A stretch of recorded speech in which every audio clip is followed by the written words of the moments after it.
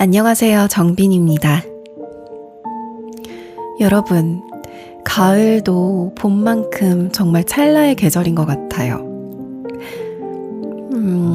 파란 하늘과 선선한 날씨를 좀 즐겨볼까 했더니 벌써 겨울 느낌이 나는 것 같아요.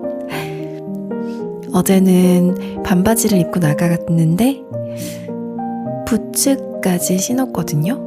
높게 올라오는 롱부츠를 신었는데도 낮에 산책하는데 날이 너무 쌀쌀해서 친구와 도중에 들르기로 한 장소도 잊어버리고 막 이를 덜덜 떨면서 급하게 걷다가 바로 차를 탔어요. 저는 추우면 정신을 못 차리겠더라고요. 그래도 아직 낮에는 햇빛도 꽤 있고 해가 한창 떠 있을 때는 요맘때 피크닉 가기에도 참 좋은 것 같아서 이번 주말쯤에는 집 근처 공원으로 가볍게 피크닉을 다녀올까 생각하고 있습니다. 그리고 저는 생각을 해보니까 단풍 구경을 가본 적은 없더라고요. 단풍도 울긋불긋 참 예쁜데 주로 동네나 아파트 단지에서만 사진을 찍고 말았지 구경을 갔던 적은 한 번도 없는 것 같아요.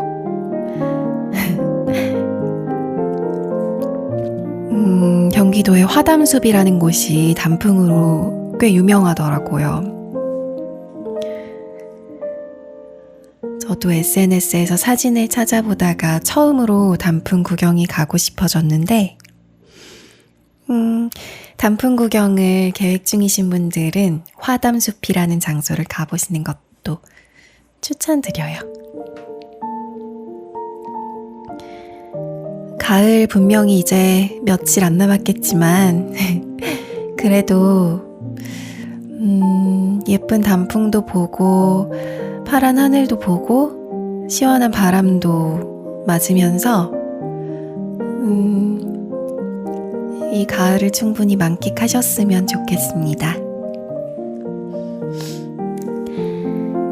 오늘은 어쩌면 나도 무례한 사람일까 라는 도서를 낭독해 드릴게요. 관계를 지키며 나를 돋보이게 하는 매너 수업. 시대에 따라 예의도 변한다.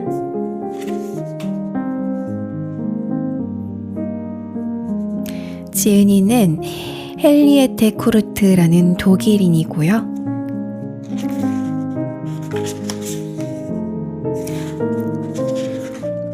두 명이네요. 그리고 사라 파울젠이라는 이분도 독일인인 것 같습니다.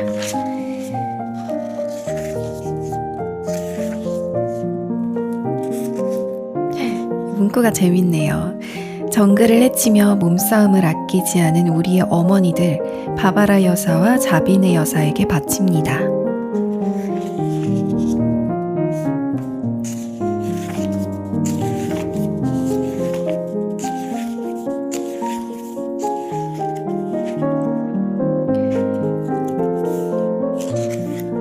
이 책은 총 10장으로 이루어져 있고요.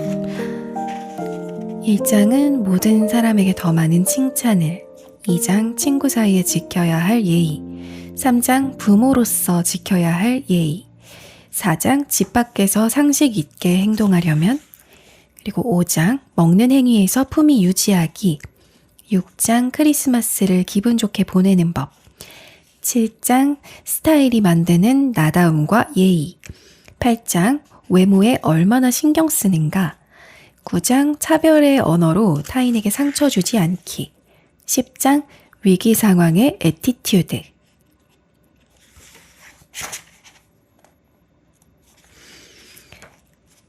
저는 오늘 1장과 2장을 낭독해 드리도록 할게요. 모든 사람에게 더 많은 칭찬을, 그리고 친구 사이에 지켜야 할 예의, 이 부분입니다.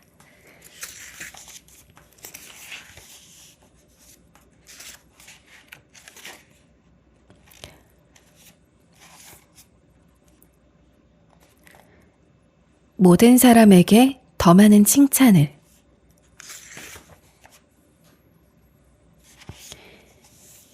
바에서 만난 여성에게 말을 거는 것보다 주변 사람들을 칭찬하는 게 우선이 아닐까? 어머니에게 집에서 어릴 때 먹던 어머니 손맛이 담긴 음식을 먹으니 행복하다고 말해보면 어떨까? 연인에게 당신과 함께 있으면 마음이 편안하다고 말하면 어떨까? 일로 지친 아버지에게 아버지가 고쳐준 장난감이 가장 좋았다고 말하면 어떨까? 피곤해하는 배우자에게 당신 덕분에 우리 아이들이 이웃 사람들과 잘 지내고 있다고 말하면 어떨까?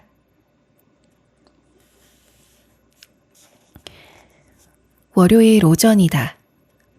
이 원고를 5번째로 교정해야 하고 날씨는 흐리고 기분도 꿀꿀하다. 그리고 내가 들은 남편의 마지막 칭찬의 말은 심지어 나를 향한 것이 아닌 이혼 여자의 옷 입는 스타일이 멋지다는 말이었다. 주말에는 견과류를 넣은 시나몬 롤을 굽고 사진을 찍었다. 베이킹이든 요리든 성공적인 결과물은 꼭 기록으로 남겨두어야 하기 때문이다. 기분이 밑바닥까지 가라앉은 월요일 오전, 영광스러운 빵 사진을 페이스북에 올렸다. 건포도는 싫어하니 넣지 않았다는 말과 알맞은 이모티콘을 덧붙였다. 이제 누군가가 좋아요를 눌렀다는 알람이 오길 기다릴 차례다. 재료와 시간을 풍부하게 들인 홈메이드 빵의 사진을 올리고 나자 조금 자주 섞인 기분이 들었다. 꽃이나 풍경, 작은 동물, 성공 같은 카테고리에 속하는 글을 올렸다면 벌써 좋아요를 받았을 텐데 얼마 전에 멋들어진 옷을 입고 포토샵으로 후처리까지 한 새로운 프로필 사진을 찍었으니 페이스북 프로필 사진을 바꿔도 좋을 것이다. 거기까지 상상하고 나자 월요일 아침부터 대체 뭘 하는 건가 하는 생각이 들었다. 그렇다면 나는 왜 좋아요에 집착하는 걸까? 그게 밥 먹여주는 것도 아닌데 말이다. 해야 할 일을 적어놓은 종이가 두루마리 휴지처럼 끝도 없이 이어진 바쁜 와중에 왜 568명의 친구들에게 보여주려고 집에서 빵 만든 사진을 올렸을까? 그 답은 신경과학에서 찾을 수 있다. 전문가들에 따르면 SNS 좋아요 버튼은 측좌핵 혹은 아쿤벤스 핵이라고 불리는 뇌의 보상 중추를 활성화한다. 측좌핵은 돈, 섹스, 칭찬 등의 자극에 따라 도파민 분비를 자극하는 쾌락과 보상, 중독의 중추다. 좋아요 같은 칭찬, 섹스, 월급 인상 등은 우리를 기쁘게 한다.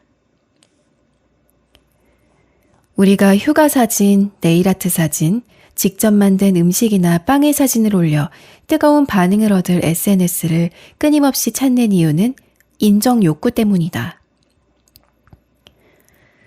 나는 늘 부족한 존재이지만 그럼에도 나를 남에게 보이고 싶고 유일무이한 개성을 드러내고 싶고 동의를 얻고 공감을 받고 싶다.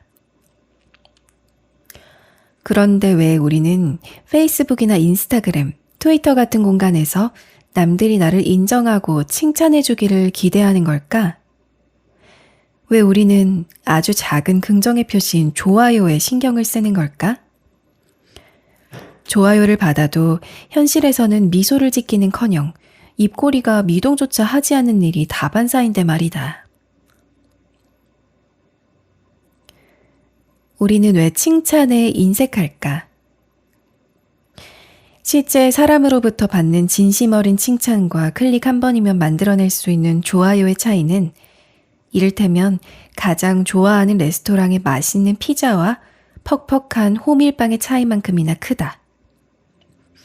우리는 왜 상대방의 얼굴을 보고 좋은 아버지네요 라든가 상냥한 선생님이시네요 라고 칭찬하는 대신 좋아요 버튼만 누르고 마는 걸까? 타인을 보고 칭찬하는 게 왜 그렇게 어색하고 어려울까? 우리의 일상은 그렇지 않아도 힘들다. 자동차를 운전할 때는 끼어들기를 당하지 않고 지나가는 날이 없고 다른 차량이나 사람에게 진흙물을 튀기지 않게 조심해야 한다. 일할 때는 인정받지 못하는 일도 꾸역꾸역 해내야 하며 집으로 돌아와서는 늘 시간과 돈이 부족하다고 툴툴대고 나에게 관심도 없으며 선의로 하는 말에도 말대꾸할 생각만 하는 아이들을 마주해야 한다. 사는 게 힘드니 남을 칭찬할 여력이 없을 수 있다. 하지만 우리 사회는 칭찬하는 일에 너무 인색하고 게으르다. 많은 미국인들은 어떤 사소한 일에도 멋지다거나 대박이다라는 말을 달고 살고 낯선 사람에게도 자기라고 친근하게 부르며 말을 건다. 그런데 우리 사회에는 욕하지 않는 것만도 충분한 칭찬이라고 생각하는 사람이 많다.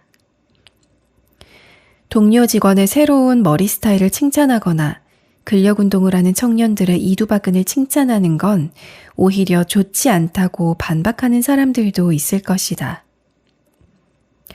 이런 종류의 칭찬을 할 때는 상대방에게 치근거리는 것처럼 보일 위험을 감수해야 하기 때문이다.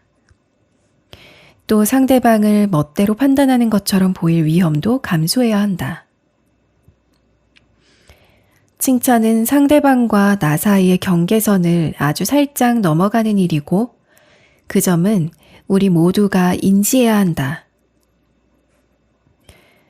미투 운동이 벌어지고 있는 오늘날에는 특히 남자가 여자의 외모를 칭찬하는 것이 가부장적인 권력의 도구나 보복, 타인을 판단하는 권리로 비칠 우려가 있다. 가장 중요한 것은 나중에 후회하기보다는 조심하는 편이 낫다는 사실이다. 안타깝게도 결과적으로는 모두가 조심하면서 동시에 후회하는 상황이 벌어진다. 우선 여성들로서는 직장이나 길거리에서 스키니진이나 예쁜 블라우스에 대한 남자들의 끈적끈적한 말들을 더 이상 듣지 않아도 되니 다행이다.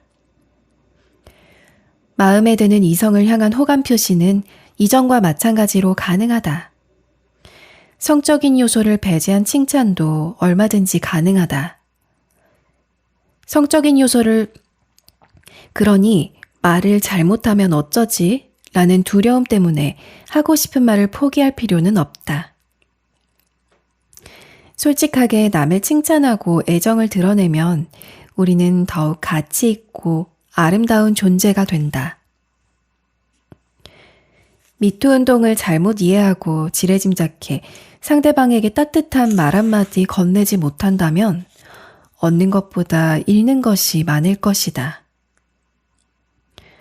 그렇게 칭찬하는 방식을 어떻게 바꾸면 좋을까? 칭찬의 단점, 예를 들면 선을 넘는 치근거림, 성적 비방, 수치심 유발을 감수하지 않고도 상대방의 장점, 예를 들면 분위기 메이커, 같이 있으면 기분 좋은 사람, 이런 내용을 언급하려면 어떻게 해야 할까? 우리가 아무리 애써도 이 세상에서 사라지지 않는 것들이 있다. 칭찬도 그중 하나인데 다른 사람을 칭찬할 때는 그 사람이 정해둔 경계를 최소한으로만 침범해야 하며 동시에 스스로가 그 사람을 판단하는 주제 넘은 짓을 하고 있다는 인식을 가져야 한다. 칭찬할 때 약간의 긴장이 필요하다. 칭찬은 매력적이고 예기치 않은 행운 같은 것이지만 칭찬할 때는 긴장을 놓지 말아야 한다는 사실을 기억해야 한다. 이를 감수하고 싶지 않다면 대안은 단 하나뿐이다. 칭찬을 하지 않으면 된다. 하지만 그러면 우리 사회는 암울해질 것이다. 자신의 의견 10개 중 불필요한 2개 때문에 나머지 8개까지 포기할 필요는 없다. 다만 칭찬이 늘 100% 칭찬은 아니라는 사실에 주의해야 한다.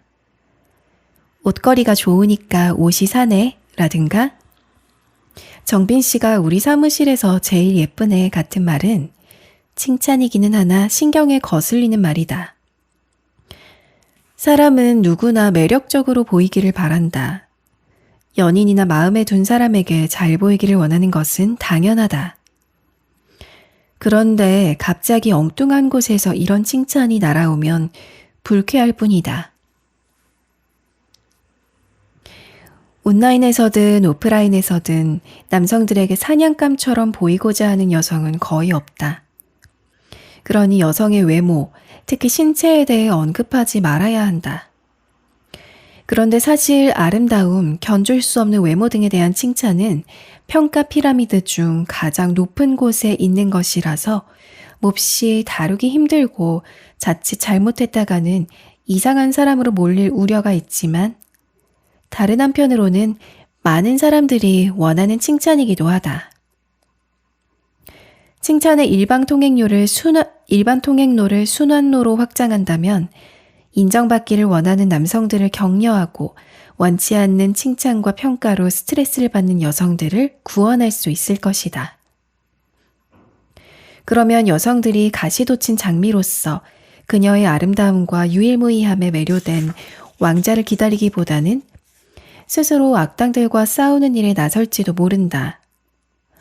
즉, 여성들은 거울만 들여다보며 자신의 외모를 비판적으로 바라보기보다는 외부의 세상에 집중하게 되고 남성들은 반대 입장이 되어 여성들에게 외모로 평가받는 것이 어떤 의미인지를 직접 체험하게 된다. 멀리 갈 필요도 없다. 헬스장에서 다른 남성의 엉덩이를 칭찬한다고 생각해보자.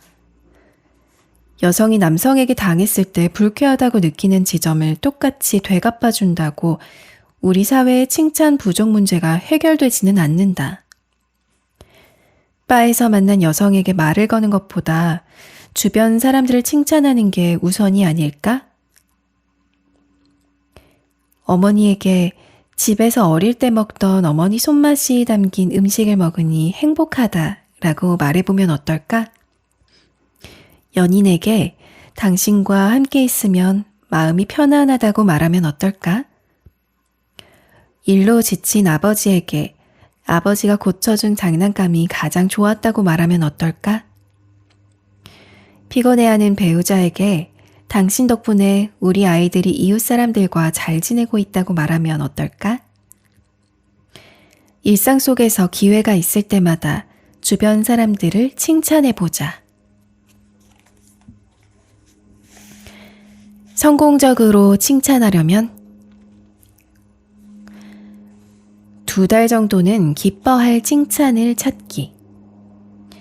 미국의 소설가 마크 트웨이는 좋은 칭찬 한마디로 2달은 먹고 살 수 있다고 말했다. 그가 말한 칭찬이란 당연하겠지만 SNS의 좋아요 같은 인스턴트 칭찬이 아니라 오랫동안 기분 좋은 진정한 칭찬이다. SNS의 좋아요는 말하자면 단순당 같은 나쁜 탄수화물이다. 우리는 사람들이 2초 정도 기분 좋고 말 칭찬이 아니라 2달 정도는 기뻐할 수 있는 칭찬을 찾아야 한다. 직접 만든 요리와 부엌에서 보내는 시간처럼 말이다. 대가나 보답은 바라지 말고. 칭찬은 사람의 마음을 따뜻하게 하고 그 온기를 널리 퍼뜨린다.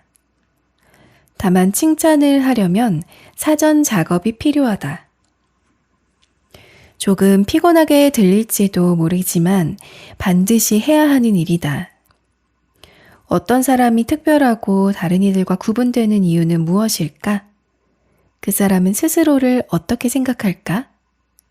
스스로는 잘 모르는 장점과 매력은 무엇일까? 사무실 분위기가 안 좋거나 계약이 날아갔거나 프린터가 말썽일 때도 당신의 상사는 바위처럼 동요하지 않는가? 배우자가 자신은 기분이 안 좋으면서도 가족들을 생각해 맛있는 간식을 사왔는가? 당신이 뾰족하게 날이 선 상태일 때 커피 머신 앞에서 마주친 동료 직원의 밝은 분위기 덕에 덩달아 기분이 좋아진 적이 있는가? 뉴욕타임스는 도널드 트럼프가 트위터에 쓴 칭찬을 모아 분석한 적이 있었다. 예상했겠지만 도널드 트럼프를 예시로 든 이유는 반면교사로 삼기 위해서다. 2015년 6월부터 2018년 2월까지의 내용을 분석한 바에 따르면 도널드 트럼프는 위대한이라는 단어를 439번 사용했다. 딸인 이방카에게도 자신의 세제 개혁에도 엘라베마주에도 인디애나주에 있는 에어컨 제조사에게도 모두 위대한이라는 수식어를 붙였다. 이방카, 엘라베마주, 에어컨 제조사가 무엇을 위대하게 해냈는지는 언급하지 않았다. 왜일까? 도널드 트럼프는 대상의 특별함이 아니라 완전히 다른 것을 평가하기 때문이다. 그는 자기 자신과 칭찬을 받을 대상 사이에서 타협점을 찾았다. 물론 엘라베마주의 주민들이 트럼프의 칭찬을 기뻐했는지 여부는 알 수 없다.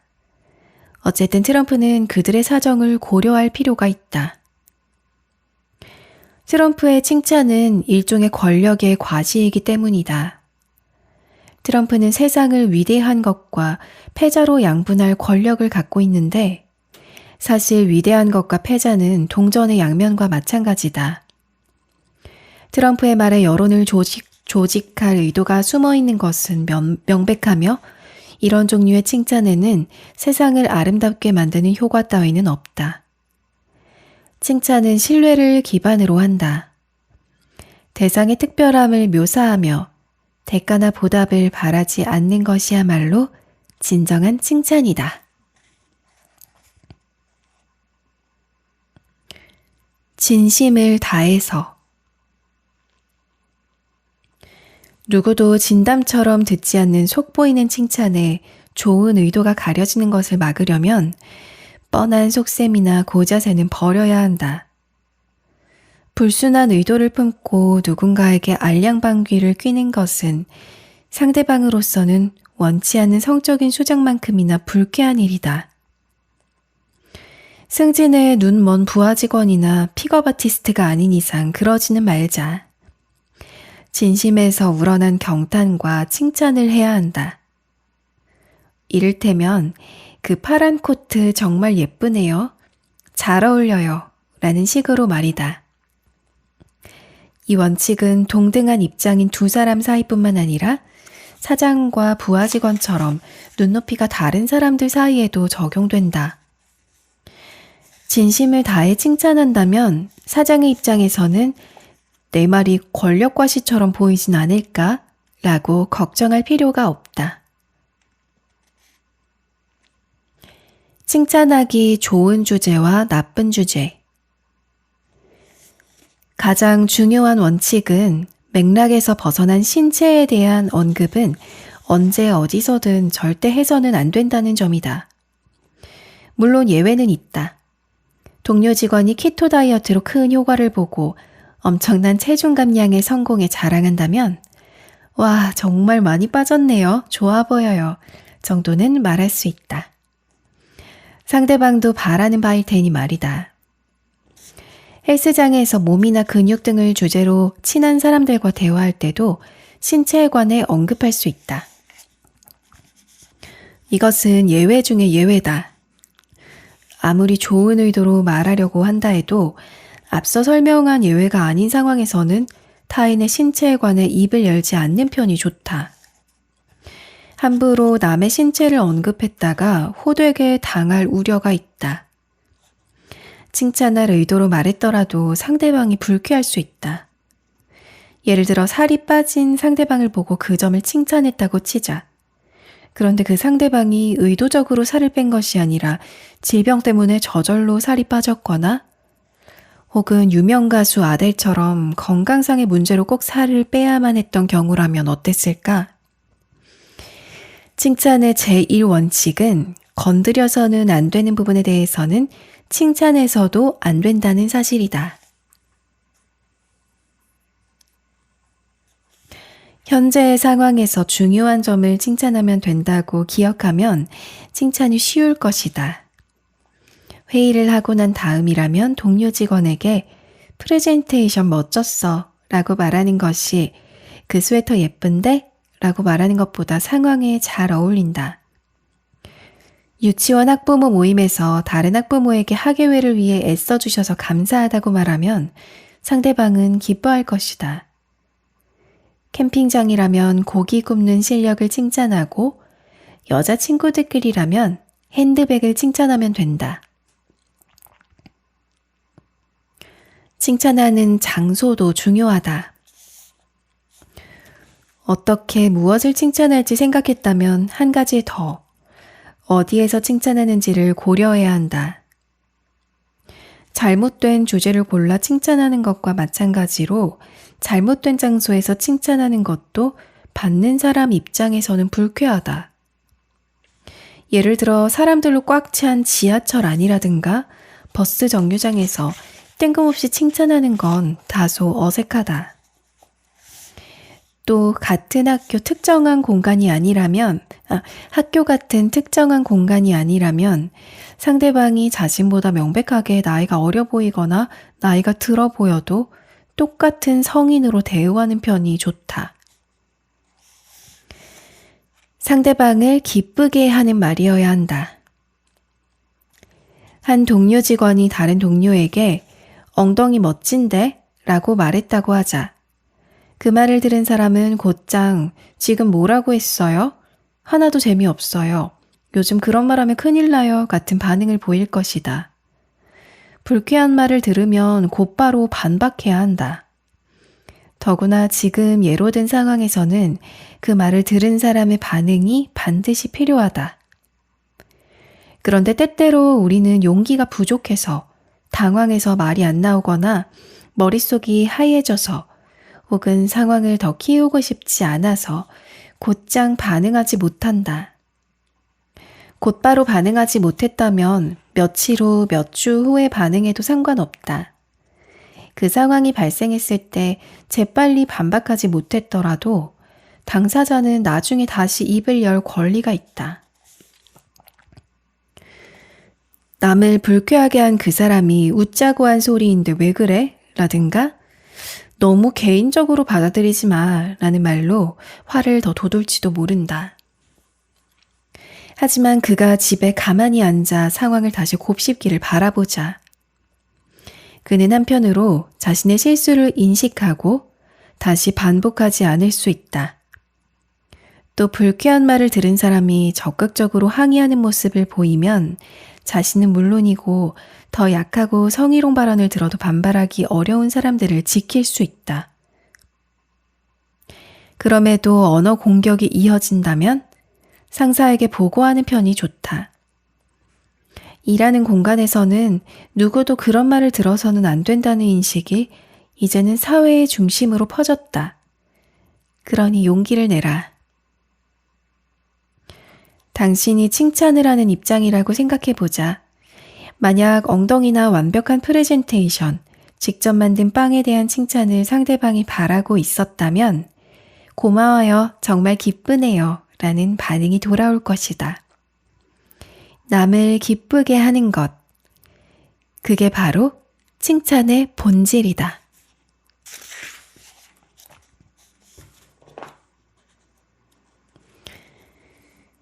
친구 사이에 지켜야 할 예의.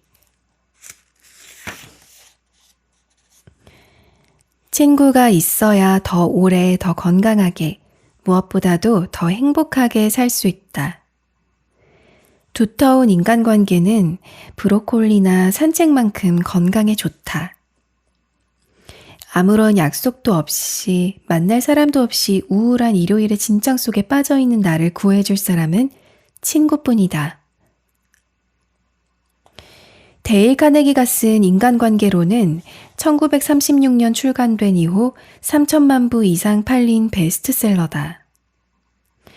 이 책은 계란 후라이 조리법만큼이나 간단한 인간관계 조언을 담고 있다. 미소 지은 얼굴로 경청하고 비판하지 말고 상대방에게 공감하는 것이 중요하다. 여기까지는 좋다.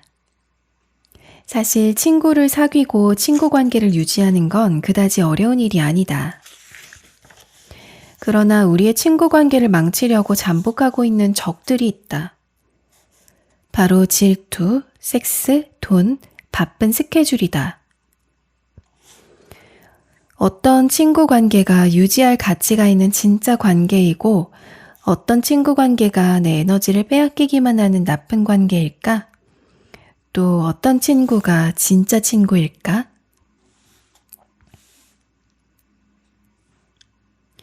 편하게 입는 익숙한 티셔츠 같은 존재.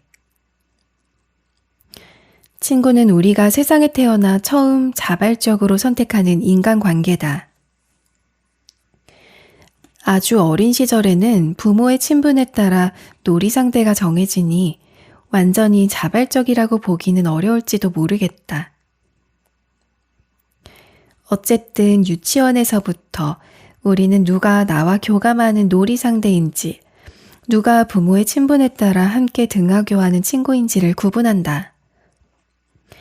가정 내에는 부모와 형제 관계에 따른 서열이 있지만 친구와는 동등한 관계를 구축한다. 그렇게 우리는 앞으로의 삶을 위한 사회적 기술을 연습한다. 친구를 어떻게 사귀고 우정을 어떻게 유지하는지를 배우고 왜 저 친구는 나보다 바비 인형이 많은지 등 나와 친구를 비교하는 법도 깨우친다. 놀이터에서 항상 같이 놀던 친구와 나는 늘 더불어 다니는 단짝이었다. 머리카락 길이도 신는 신발도 덩치도 비슷했다. 그런데 나는 4살 때 이미 2가지 교훈을 배웠다. 하나는 내가 가진 것을 친구가 가지지 못했을 때 싸움이 벌어진다는 것이다. 예를 들어 내 키가 친구보다 2cm 정도 커지면 친구 사이가 소원해진다. 그러다가 다시 키를 쟀을 때 우리 키가 똑같아지면 사이는 다시 좋아진다. 친구 관계에서 질투는 독이다.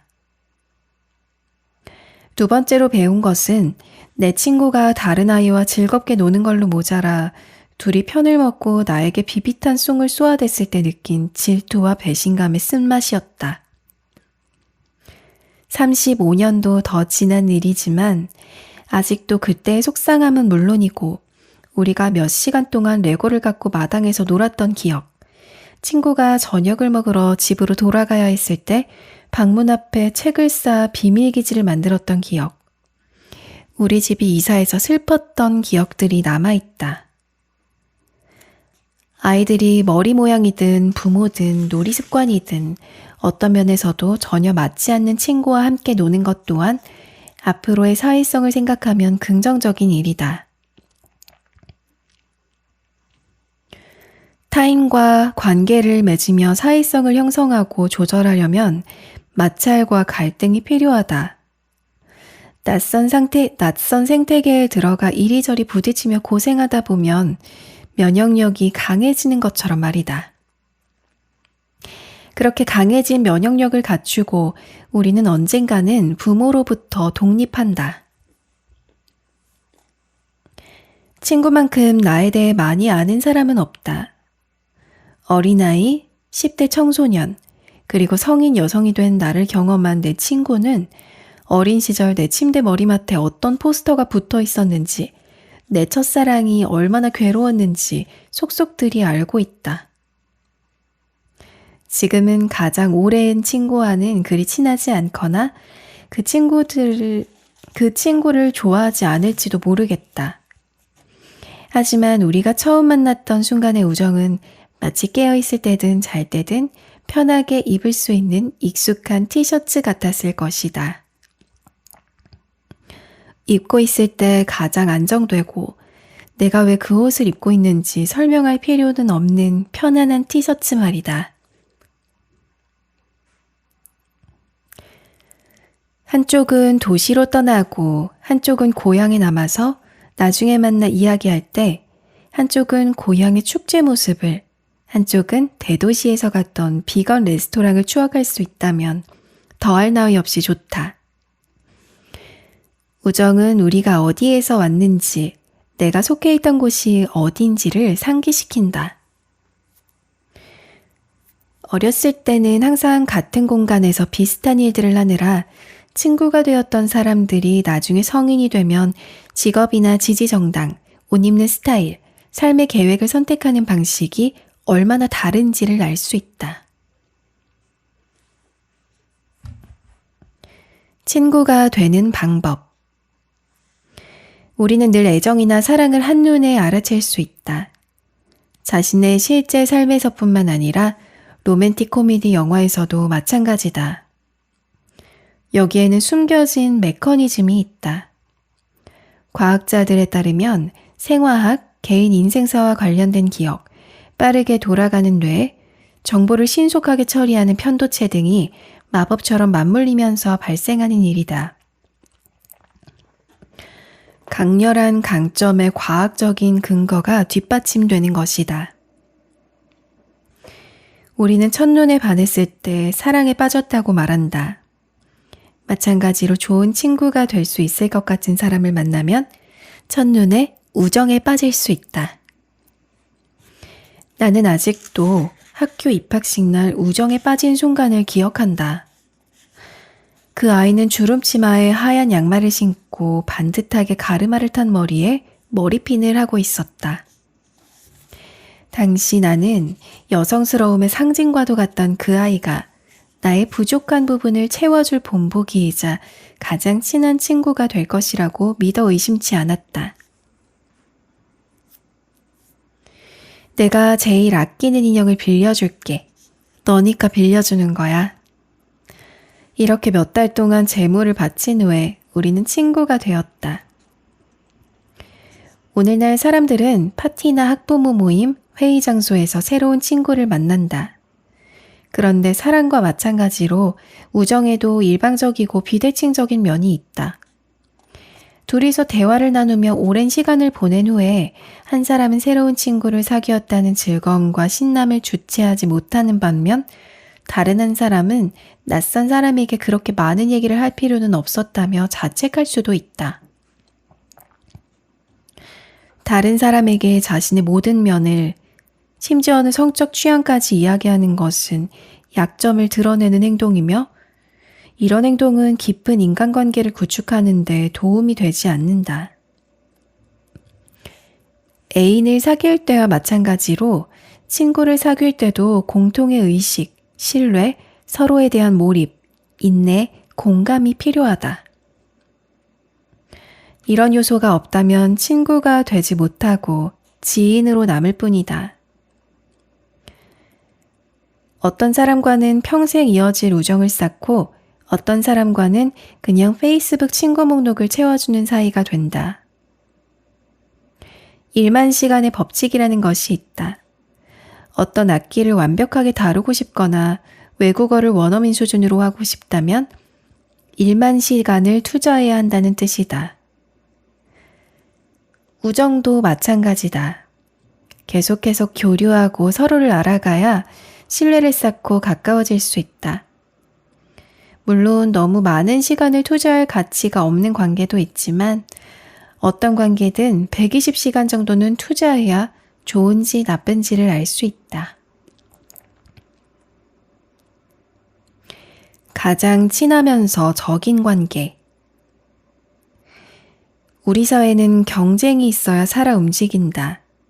친구 관계도 마찬가지다.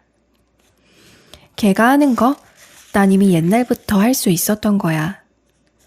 우리 집 주차장이 걔네 주차장보다 넓어. 그러다가 때때로 매력과 단점이 비슷한 수준으로 공존하는 최종 보스를 만난다. 아마 밤마다 그런 친구들이 있었을 것이다. 외모까지 쏙 빼닮아서는 항상 모든 것을 공유하고 모든 일을 같이 하면서도 가끔씩 싸웠는지 며칠 동안 서로 말 한마디 안 나누는 단짝 친구들. 열렬하게 사랑하는 연인처럼 이 친구들도 함께 있으면 안 되면서 동시에 서로가 없으면 안 된다. 과거에 가장 친한 친구였던 사람들만큼 서로를 싫어하고 증오하는 사람은 없으며 동시에 서로를 그리워하는 사람도 없다. 페리스 힐튼과 킴 카다시안이 아마 가장 유명한 사례일 것이다. 페리스 힐튼이 젊은 여성들의 아이콘이자 슈팅 스타였던 시절, 어릴 때부터 친구였던 킴 카다시안은 힐튼의 비서로서 함께 심플 라이프라는 리얼리티 프로그램에 출연했다. 20년이 지난 지금 힐튼은 더 이상 트렌드세터가 아니지만 카다시안은 리얼리티 TV쇼의 여왕일 뿐 아니라 자신만의 분야를 창조해냈고 그 결과 카다시안 가족 모두가 엄청난 부자가 됐다. 두 친구의 위치가 바뀌는 건 현실에도 존재하는 일이다. 학창시절 눈에 잘 안 띄던 괴짜 학생이 IT 기업의 CEO가 되기도 하고 어떤 학생은 부모님 집에 틀어박혀 밖에 나오지 않는 사회 부적응자가 되기도 한다. 그렇다면 친구에게 행운이 따랐을 때 친구가 더 좋은 직업, 더 자상한 남편, 더 매끄러운 피부를 가졌을 때 어떻게 반응해야 할까? 행운은 변덕스러운 것이다. 겉에서 보면 타인의 삶은 항상 나의 삶보다 아름다워 보인다. 그러니 SNS에 올라온 사진이나 글에서 항상 50% 정도의 행운을 제하는 관점의 전환이 필요하다. 완벽해 보이는 친구도 저녁에는 피곤하고 지친 상태일 것이고 나처럼 스스로에게 회의적일 수 있다. 만약 그렇지 않다면 그냥 친구의 행복을 빌어주면 된다. 아무리 마음을 다잡아도 친구에 대한 질투를 잠재울 수 없다면 내 정신건강을 위해 거리를 두도록 하자. 질투는 개인의 기분과 심리에도 우정에도 좋지 않다.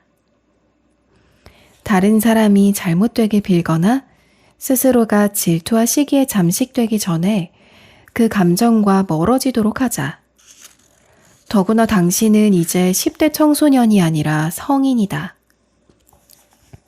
성인으로서 우리는 같이 있을 때 불행한 관계보다는 각자 살아갈 때 행복한 관계가 더 낫다는 걸 알고 있다.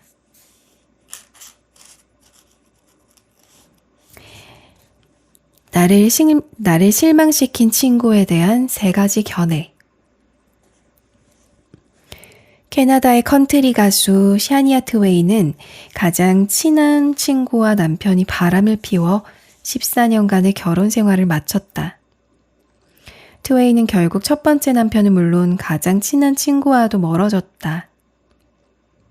과연 누가 누구를 배신했는지는 정확히 알 수 없다. 남편과 친한 친구의 바람이라니. 배신이라는 단어만으로는 설명하기 힘든 사건이지만 어쨌든 친구들도 서로를 배신할 수 있다. 친구들끼리 밤새 놀기로 하고 모여 어둠 속에서 수다를 떨던 중 갑자기 충격적인 비밀이 툭 까발려진다. 그 이후 친구들 사이에 은근한 따돌림이 발생한다. 이런 일을 당하면 마치 시련을 당한 것만큼 마음이 아플 것이다. 어쩌면 시련보다 더 아플지도 모른다.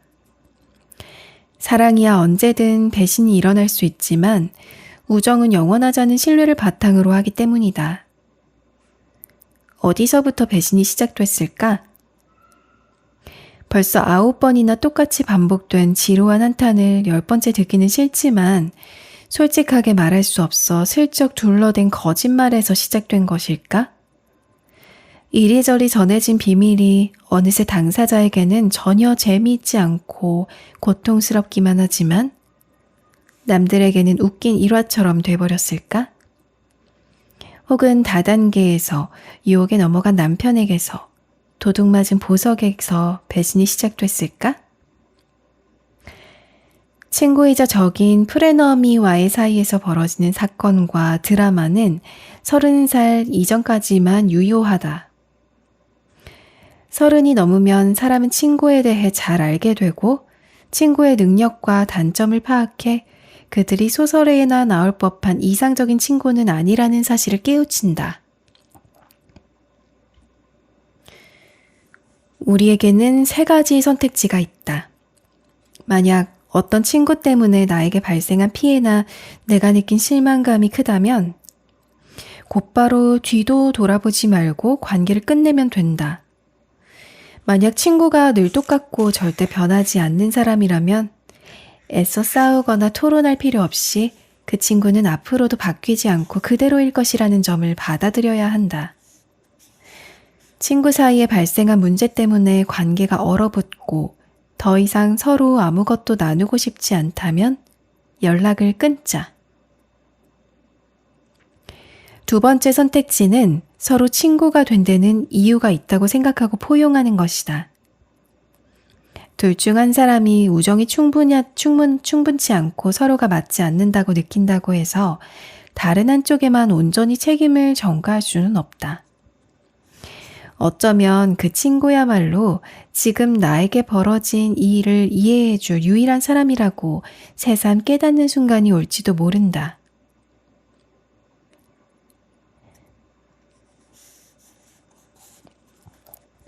그런 순간이 오지 않더라도 적어도 두 사람은 괴로워하지 말고 함께 보낸 시간의 아름다운 면만 생각할 수 있다.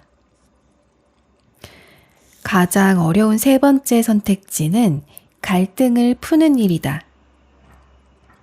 친구의 성격이 아니라 작은 트러블, 실언, 저녁 식사, 초대 거절 등이 문제인 경우가 많기 때문이다. 사소한 일 때문에 중요한 친구까지 잃어서는 안 된다. 순간 끓어오르는 분노를 참고 당신이 사과할 일이라면 사과하도록 하자.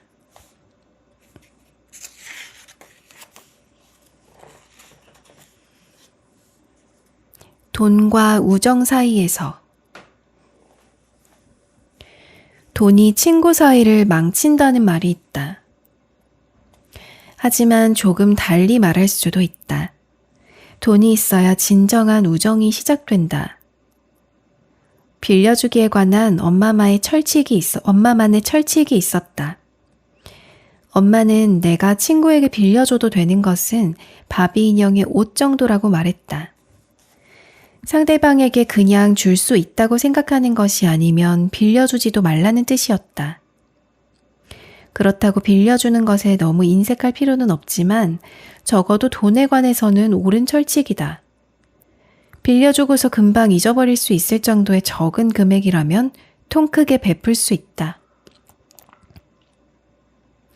어쩌면 음식점이나 술집에서 센트 단위까지 정확하게 나눠서 계산하는 우리 독일인들만 그런 것인지도 모르겠다.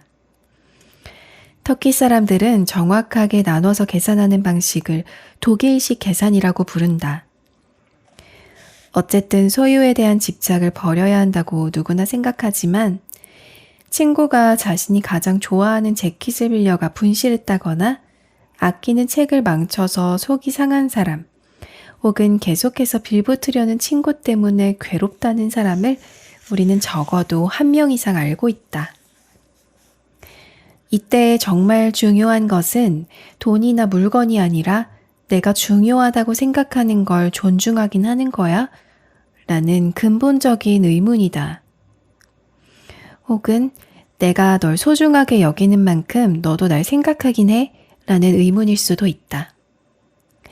이런 갈등이 발생하면 친구가 소중하기 때문에 모든 것을 잊고 갈등을 해결할 수 있는지, 아니면 친구가 내 물건을 잃어버린 사실이 계속해서 떠오를 것인지 신중히 생각해야 한다. 어떤 선택지를 고르든 괜찮다. 갈등의 원인이 아주 적은 금액의 돈이 아니라면.